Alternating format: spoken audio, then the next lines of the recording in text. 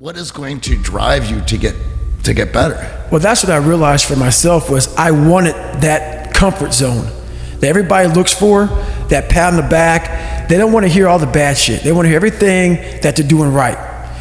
And I realized that's what kept me in this world. That's what kept me in this world of not accomplishing anything. So what I did was I became that big, bad, nasty motherfucker that you don't want to walk into at nighttime. I became the roughest critic in the world on myself. And that's what changed me. I literally saw myself in the mirror.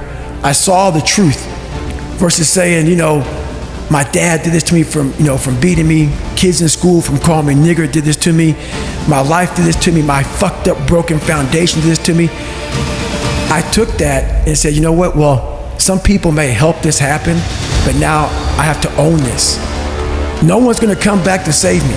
No one's gonna come back on this fucking couch and say, hey, it's okay. You're gonna be okay. No, I'm not.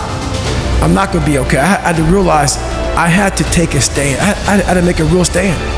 And it was painful to look at who I was, what the world and myself created. It created a very lonely, depressed, insecure man that would do anything just to have a friend. And I saw that as very pathetic. When you look at the truth, it becomes very ugly and pathetic.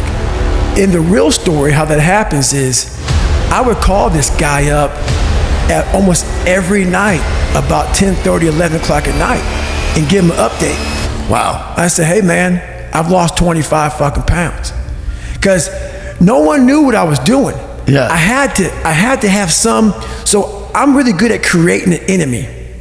I'm really good at creating something that I'm against.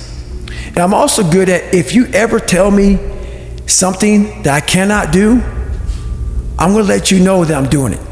Right. Somehow you're gonna fucking know one way or another that I'm doing it.